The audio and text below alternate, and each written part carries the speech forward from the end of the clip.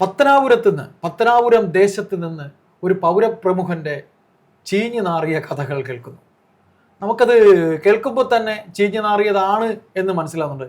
എന്താണ് കഥ എന്ന് എന്താണ് കഥ എന്ന് പറയുന്നതിന് മുമ്പിട്ട് നമുക്കറിയാം പത്തനാപുരത്ത് പൗരപ്രമുഖൻ ആരാണ് എന്ന് ചോദിച്ചു കഴിഞ്ഞാൽ ഇപ്പോൾ സോഷ്യൽ മീഡിയ മാധ്യമങ്ങൾ ഉപയോഗിക്കുന്ന എല്ലാവർക്കും അറിയാം. അപ്പോൾ ഇന്ന് രാവിലെ തൊട്ട് ഒരുപാട് പോസ്റ്റുകൾ വരുന്നുണ്ട്. ഗണേഷ് കുമാറിന്റെ കഴിഞ്ഞ കാലത്ത് അടികൊണ്ട ഒരു മുഖത്തുള്ള പാടുകളുമായിട്ടിരിക്കുന്ന ഒരു ഫോട്ടോ ഇങ്ങനെ സോഷ്യൽ മീഡിയയിലെല്ലാം പകരുന്നുണ്ട്.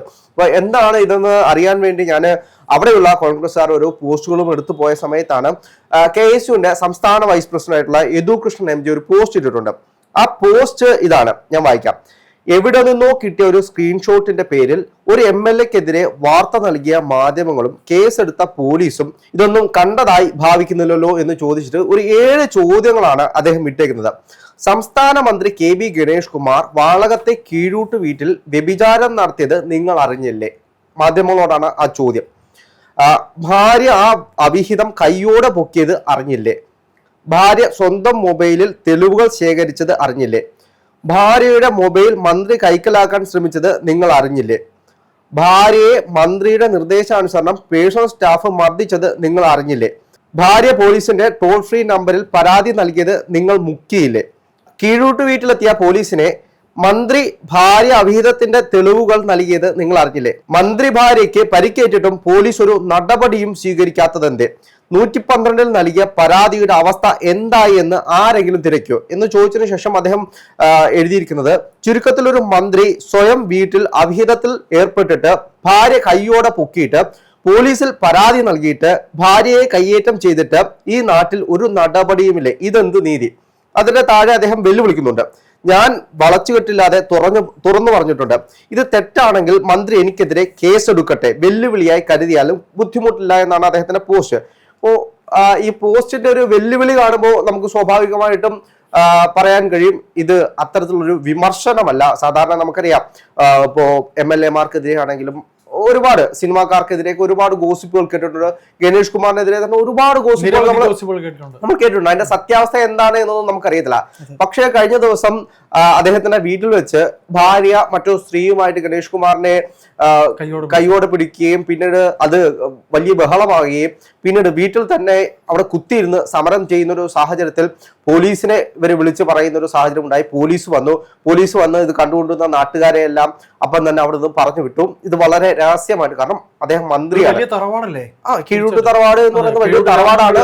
അതുകൂടാതെ തന്നെ KB ഗണേഷ് കുമാർ എന്ന് പറഞ്ഞു കഴിഞ്ഞാൽ കേരളത്തിന്റെ മന്ത്രിസഭയിൽ ഇരിക്കുന്ന ഒരു മന്ത്രിയാണ്, ഗതാഗത മന്ത്രിയാണ്.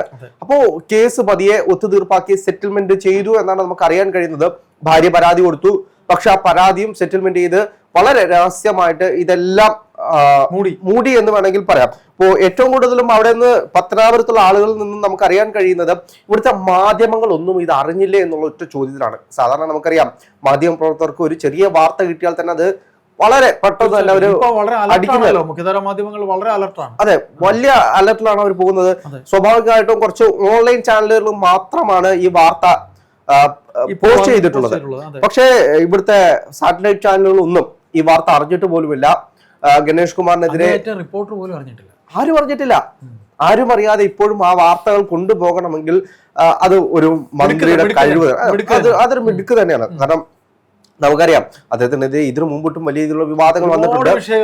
അദ്ദേഹം ഇപ്പോ സോഷ്യൽ മീഡിയയിൽ വന്നുകൊണ്ടിരിക്കുന്ന ഒരു ഫോട്ടോ ഉണ്ട് അദ്ദേഹത്തിന്റെ കഴിഞ്ഞ കാലത്ത് അടികൊണ്ട്, യാമിനി തങ്കച്ചി അതെ യാമിനി തങ്കച്ചി അത് അവർ ഗുണ്ടയെ വിട്ട് തല്ലിച്ചതാണ് എന്ന് പറഞ്ഞുകൊണ്ട് അത് വേറൊരു കഥ. അതെ, പത്രത്തിൽ വരെ വാർത്തകൾ സാഹചര്യം ഉണ്ടായി. ഇപ്പോഴും അത് തന്നെയാണ് പ്രചരിച്ചുകൊണ്ടിരിക്കുന്നത്. അപ്പോ അതേപോലെ ഒരു ഫോട്ടോ ഇനി അടുത്ത ദിവസങ്ങളിൽ വരുമെന്നൊന്നും നമുക്കറിയത്തില്ല. എന്തുതന്നെയാണെങ്കിലും വലിയ രീതിയിലുള്ള വിവാദങ്ങളിലൂടെയാണ് പത്തനാപുരം പൊക്കോണ്ടിരിക്കുന്നത്. കാരണം അടുത്ത തെരഞ്ഞെടുപ്പ് വരാൻ പോവുകയാണ്. തെരഞ്ഞെടുപ്പ് പടിവാതിൽ വന്ന് നിൽക്കുന്ന സമയത്ത് ഗണേഷ് കുമാറിനെതിരെ ഇത്തരത്തിലുള്ള ഒരു ആരോപണം വന്നു കഴിഞ്ഞാൽ അത് വലിയ രീതിയിലുള്ള വിമർശനമായിരിക്കും ഗണേഷ് കുമാറിന് വരാൻ പോകുന്നത്. ചിലപ്പോൾ ഇപ്പോഴുള്ള മന്ത്രിസഭയിൽ നിന്ന് തന്നെ ഈ ഒരു വാർത്ത മുഴുവൻ ലോകവും അറിഞ്ഞു കഴിഞ്ഞാൽ മന്ത്രിസഭയിൽ നിന്ന് തന്നെ പുറത്താക്കാനുള്ള സാധ്യതയുണ്ട്. സ്വാഭാവികമായിട്ട് ചെയ്തല്ല പറ്റത്തുള്ളൂ. ഇപ്പൊ നമുക്കറിയാം രാഹുൽ മാങ്കൂട്ടത്തെ എന്തിനാണ് പുറത്താക്കിയത് നമുക്കറിയാം. അപ്പോ അത്രയും വലിയ വിഷയം ഉണ്ടാകുന്ന സമയത്ത് സ്വന്തം ഭാര്യയെ വഞ്ചിച്ച് മറ്റൊരാളുടെ കൂടെ അത് ഭാര്യ പിടികൂടുന്ന ഒരു സാഹചര്യം ഉണ്ടായി. ഭാര്യ അവിടെ വീട്ടിലിരുന്ന് സമരം ചെയ്യുന്നവര്, അത് കുത്തിയിരുന്ന് സമരം ചെയ്യുന്ന ഒരു രീതിയിലേക്ക് പോയി. ഭർത്താവിന്റെ ചെയ്തിക്ക് അതെ, നാട്ടുകാരെല്ലാം കൂടെ വന്നുകൂടുന്ന ഒരു സാഹചര്യം ഉണ്ടായി.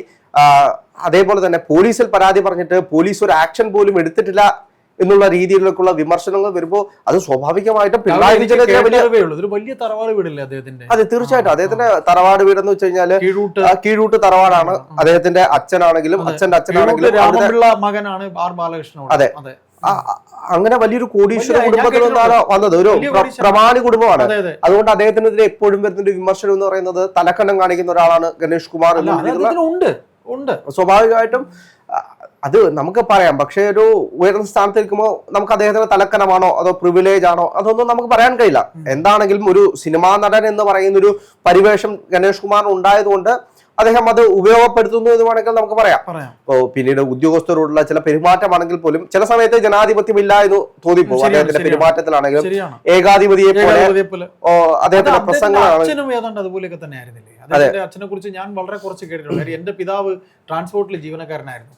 അച്ഛൻ പറഞ്ഞു കേട്ടിട്ടുണ്ട് അദ്ദേഹം എങ്ങനെ ഒരു ഏകാധിപതിയായിരുന്നു. അല്ല, ഈ ഏകാധിപതിയുടെ കാര്യം പറയുമ്പോഴാണ് കുറച്ചു മുമ്പോട്ട് മാധ്യമങ്ങൾ കൊടുത്തൊരു ബൈറ്റിൽ അദ്ദേഹം പറയുന്നുണ്ട് NSSന്റെ തന്ത്രം ഉണ്ടാക്കിയതാണ്, അതുകൊണ്ട് ആ രീതിയിലാണ് അദ്ദേഹം സംസാരം. NSS എന്റെ അച്ഛൻ ഉണ്ടാക്കിയത്, അതുകൊണ്ട് ഇവന്മാരും പറയാൻ വരണ്ട എന്ന് പറയുന്ന രീതിയിലുള്ള സംസാരം. രാവിലെ അത് ഞാനും ശ്രദ്ധിച്ചു. അദ്ദേഹം പറയുന്നത് പത്തനാപുരത്ത് കുറെ നായന്മാരുണ്ട്, അവരെല്ലാവരും കൂടി ഇതൊക്കെ ഈ സമയമാകുമ്പോൾ പറയുന്നതാണ്, എന്റെ അച്ഛൻ ഉണ്ടാക്കിയതാണെന്നൊക്കെ. ഞാനത് കേട്ടപ്പോൾ എനിക്ക് ഭയങ്കര അതിശയമാണ്, ഇങ്ങനെയൊക്കെ സംസാരിക്കുക എന്നുള്ളത്. അല്ല, സ്വാഭാവികമായിട്ട് അതിന് കൃത്യമായിട്ട് മറുപടി കൊടുക്കേണ്ടത് NSS തന്നെയാണ്. സുകുമാരൻ നായരുണ്ട്, അതുകൂടാതെ തന്നെ NSSന്റെ പ്രമുഖരായിട്ടുള്ള നേതാക്കന്മാരുണ്ട്. ഒരുപാട് വലിയ വലിയ ആളുകൾ കടന്നുപോയിട്ടുള്ള പ്രസ്ഥാനമാണല്ലോ. അപ്പൊ അവരാണ് അതിന് ഉത്തരം പറയേണ്ടത്. അതിൽ നമുക്ക് ഉത്തരം പറയാനൊന്നുമില്ല. പക്ഷേ NSSൽ ഒരു വലിയ സ്വാധീനം ഉണ്ടായിരുന്നു ബാലകൃഷ്ണ സാർ. അത് തീർച്ചയായിട്ടും കൊട്ടാരക്കര പുനലൂർ കേന്ദ്രീകരിച്ച് ഏറ്റവും കൂടുതൽ അതൊക്കെ നമ്മൾ പറഞ്ഞു പറ്റും. അദ്ദേഹം NSSൽ വളരെ ഒരു വലിയ അവിടെ NSSലെ ശക്തി കേന്ദ്രമാക്കാൻ വേണ്ടിയിട്ട് ബാലകൃഷ്ണൻ ഒരുപാട് കാര്യങ്ങൾ ചെയ്തിട്ടുണ്ട് എന്നുള്ളത് യാഥാർത്ഥ്യമാണ്.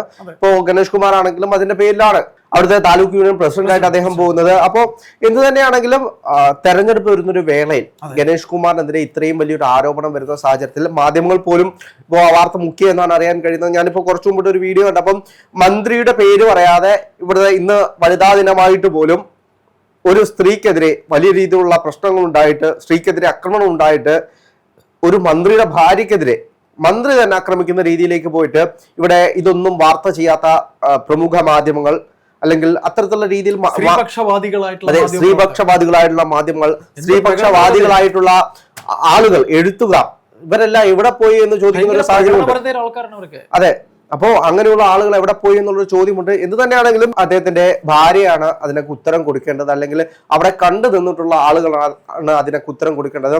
അതേപോലെ തന്നെ സോഷ്യൽ മീഡിയയിൽ ഒരുപാട് പേര് ഇതിനെപ്പറ്റി പറയുന്നുണ്ട്. പത്തനാപുരത്തുള്ള ആളുകളും വാളകത്തുള്ള ആളുകളും ഇതിനെപ്പറ്റി കുറേയേറെ നമുക്കറിയാവുന്നത് പോലെ കൂടുതലും മൗത്ത് പബ്ലിസിറ്റി ആണ്. തീർച്ചയായിട്ടും ഇത്തരം കഥകൾ നാട്ടുമ്പുറം കൂടെ അല്ലേ? നാട്ടുമ്പുറം ആയതുകൊണ്ട് കൂടുതൽ ആളുകൾ നമ്മൾ വിളിച്ചു ചോദിക്കുമ്പോൾ ഇന്ന് സംഭവിച്ചു, യാഥാർത്ഥ്യമാണ്. നാട്ടുമ്പുറത്ത് അങ്ങനെ ഒരുതരം ഒരു നിഷ്കളങ്ക മനസ്സുകൾ കുറെ അധികം ഉണ്ടല്ലോ. തീർച്ചയായിട്ടും അത് വെളിയിൽ വരുമ്പോ അതിനൊരിത്തിരി എരിയും പുളിയൊക്കെ ഉണ്ടാകുമായിരിക്കും. എന്ന് തന്നെയാണെങ്കിലും തെരഞ്ഞെടുപ്പ് അടുത്ത് നിൽക്കുന്ന വേളയിൽ ഗണേഷ് കുമാറിന്റെ ഒരു അവിഹിത കഥകൾ ഇങ്ങനെ പത്തനാപുരത്തും വാളകത്തുമായിട്ട് പ്രചരിക്കുമ്പോൾ അത് അദ്ദേഹത്തിന് നല്ലതല്ല എന്നതൊരു യാഥാർത്ഥ്യമാണ്.